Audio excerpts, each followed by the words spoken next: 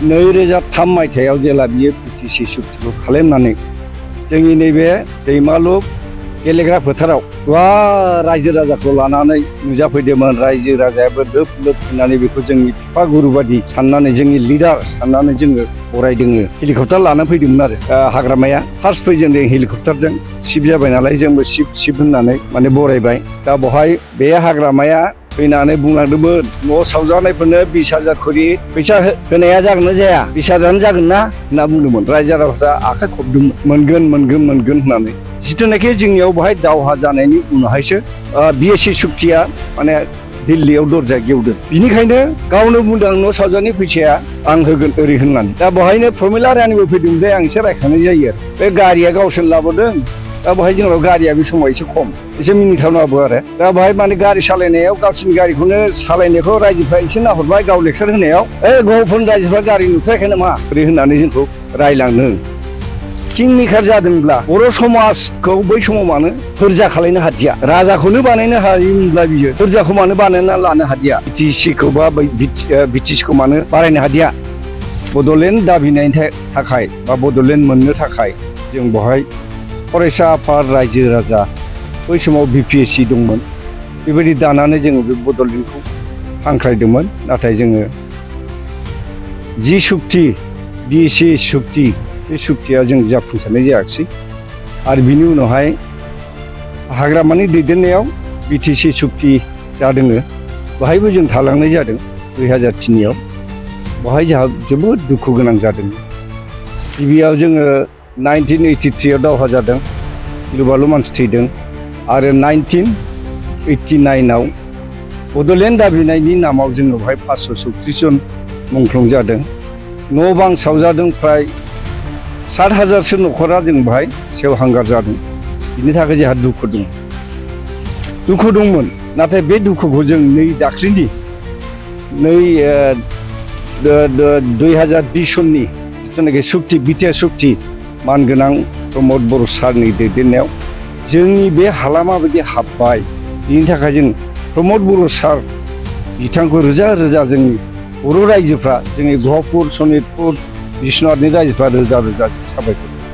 दा दैदेनबाय थानाय प्रमद बर' सारखौ रायजो राजाया जाहाथे गोसो गोरबो गोरोबनानै जाहाथे भटखौ होनानै देरहाहोनानै बै बाद बाखि थालांनाय गामिफ्रा जाहाथे सोसनजायो, नटिफिकेसन जायो। बिनि थाखाय जोंहा इउपिपिएलखौ देरहाहोनो थाखाय जों बयबो रायजो राजाखौ आं खावलायदोंनो। गतिके बेखौनो आरो खेबसेबाव देरहाहोनानै जोंनि सनितपुर बिश्वनाथ गहपुरनि थालांनाय माखासे मावनो गोनां हाबाफोरखौ जाहाथे जाफुंसार होथों। 90 बोसोर गाहाम जाबाय, 70 बोसोर गाहाम जाबाय हानि मोन्थाय गैयामोन जोंहा। नाथाय नै दाख्लैसो बावै एफआरसि होनानै जोंखौ हानि मोन्थाय, जाय हाखौ जों 70 बोसोरबाबो मोनाखैमोन, 50-90 बोसोरबाबो मोनाखैमोन। बेखौ जों इउपिपिएल सरकारनि दैदेननायाव, प्रमद बर' सारनि दैदेननायाव जों मोननो हाबाय। दिनै जोङो नोंथांजों गहपुर ओनसोलनि माखासे खोथा बाथ्राफोरखौ जों सावरायनो फैदों। जिहेतु नोंथाङा सासे गहपुर ओनसोलनिनो थागिबि हिसाबै आरो नोंथांखौ जोङो मिन्थिनानै मोनो जे नोंथाङा हारिमुजों लोब्बा गोनां आरो लोगोसेनो समाज सिबियारि होननानै जोङो मिन्थिगौ आरो गोबाङानो मिन्थिगौ। दा बे बेलायाव गहपुर हालामा मोनसे समाव बर'फोरनि थाखाय गोबांथार बर' हारिनि जि आन्दलनफोराव बर' हारिनि मोननांगौ मोन्थायनि थाखाय गहपुर ओनसोलनि रायजो राजाफ्रा बावसोमबोदोंमोन। बेफोर गासै बाथ्राफोरखौ जों नोंथांनिफ्राय मोनथिगोन। बे बेलायाव नोंथांखौ जोंनि बड'लेण्ड रादाबआव बरायग्रोबाय। गोजोननाय थाबाय। गिबि आं बड'लेण्ड रादाबनिसिम साबायखर बावबाय। जोंनो नंगौ बे गहपुर हालामनि रायजो राजाया बै समनि जोंनो बड'लेण्ड बिनाय समाव बड'फा उपेन्द्रनाथ ब्रह्मनि दैदेननायाव 1987निफ्रायनो जों बड'लेण्ड दाबिनायनि थाखाय बा बड'लेण्ड मोननो थाखाय जों बेवहाय फरायसा आफाद रायजो राजा बै समाव बिपिएससि दंमोन। बेबायदि दानानै जोङो बे बड'लेण्डखौ हांख्रायदोंमोन। नाथाय जोङो जि सुक्ति बिएससि सुक्ति बे सुक्तिया जों जाफुंसारनाय जायाखिसै। आरो बिनि उनावहाय हाग्रामानि दैदेननायाव बिटिसि सुक्ति जादों।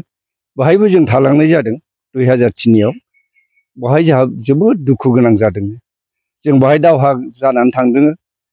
गिबियाव जोङो 1983 दावहा जादों, गिलु-बालु मानसि थैदों आरो 1989 बड'लेण्ड दाबिनायनि नामाव जोङो बाहाय 536 जन मुंख्लं जादों।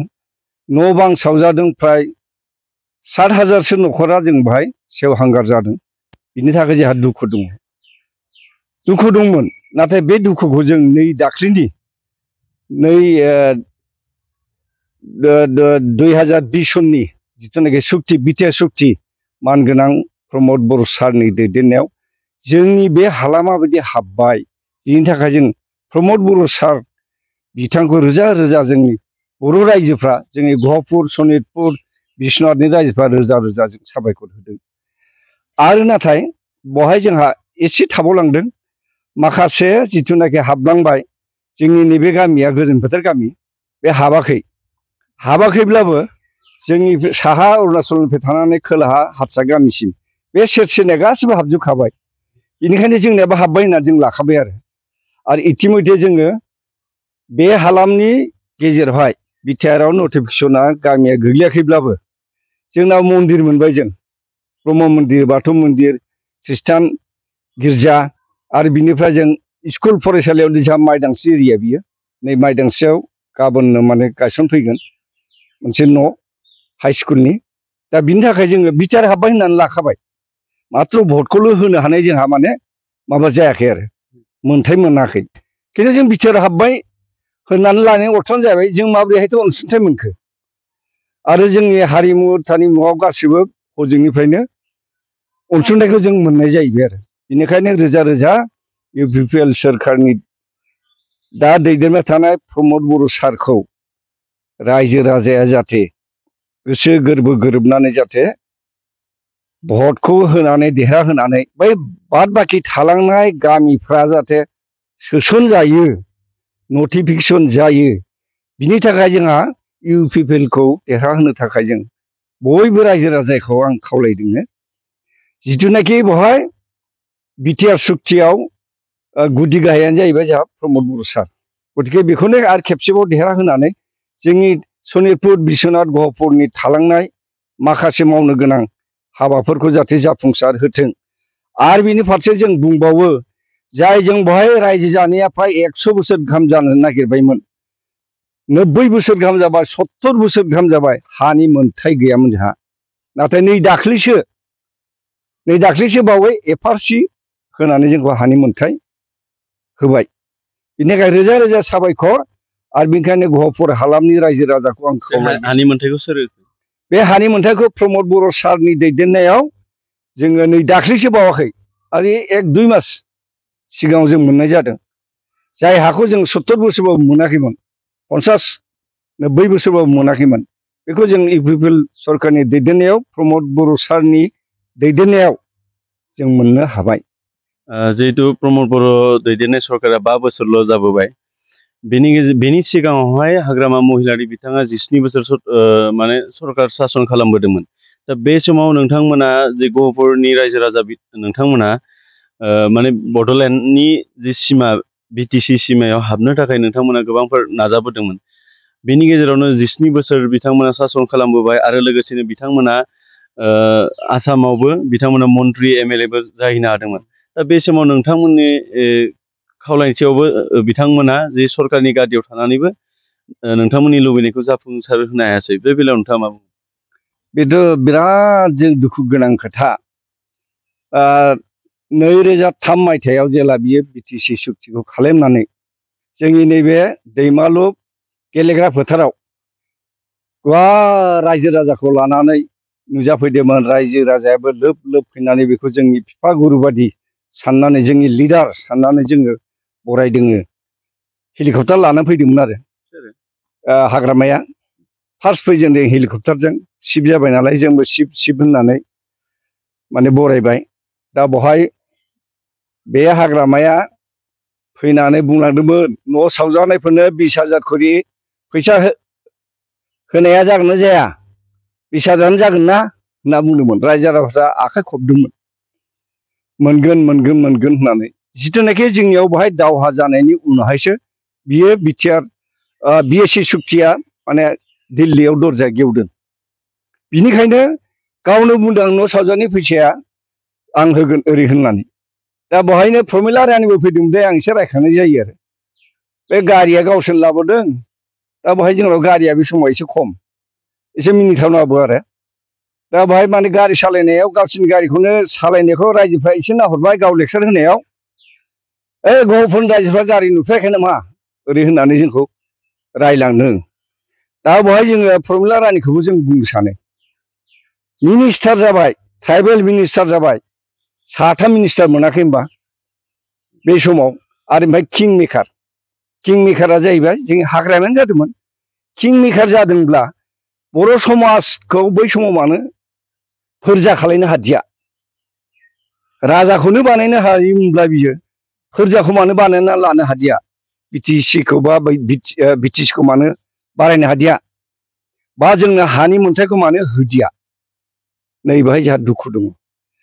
दा पलिटिकेलनि खोथायाव जों दाख्लै खोनादों आरो मबाइलाव नुदों, माने आं माने बिटिसिनिसो चिफ जागोन ओमफ्राय बिटिआरनि जायोब्ला प्रमदआ जागोन होननानै। होमब्लाथ' जोंथ' बिटिआरसो। दा बिटिआर जायोब्ला बा बिटिआराव माबोरैथो भट बिनो फैखो? रावा मोननाय जायाखै होनबा? बिटिआर जोंनाथ' बिटिआरसो गोग्लैदों, बिटिसिथ' गोग्लैयाखै। होमबा बिटिआर गोग्लैदोंब्ला माबोरै भट बिनो फैखो? बे रावा माने बेलथायनाय जादों ना थगायनायबो जादों बे एसे।